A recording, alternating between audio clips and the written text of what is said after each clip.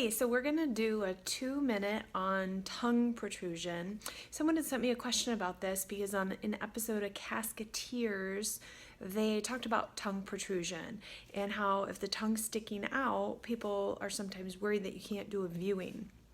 The tongue sticks out for a number of different reasons. One big one is edema. When the head swells, the tongue will swell, and the mouth can be gaping open with the tongue coming out.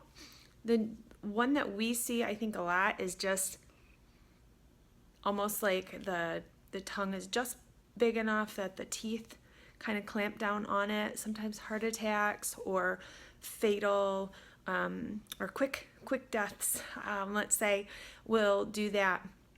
People have a lot of different tricks and tips for doing this, so I'm going to just tell you a couple. Sometimes when the tongue gets just big enough and it's sticking out, we just shove it back in, honestly, using some forceps or even just using the end, just pushing with it to get the tongue back in. Sometimes if it has expanded enough, I will take and I'll grab the tip of the tongue, roll it and stick it down the throat. You just kind of roll the tongue back in and it'll go down the throat, and yes, this does work. If the tongue has swollen so big that it's filling the mouth and you can't get it back in, some embalmers will inject the tongue with drying agent or cauterant to try and shrink it down to make that tongue fit back in the person's mouth. Extreme would be as if we had to cut some of the tongue tissue out.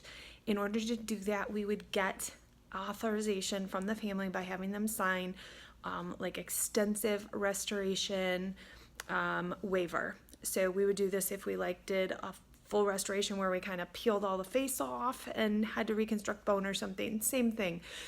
Any parts that we would remove for viewability, we get authorization from the family.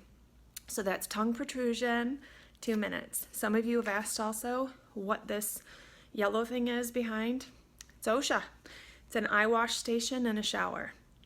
Bye, guys.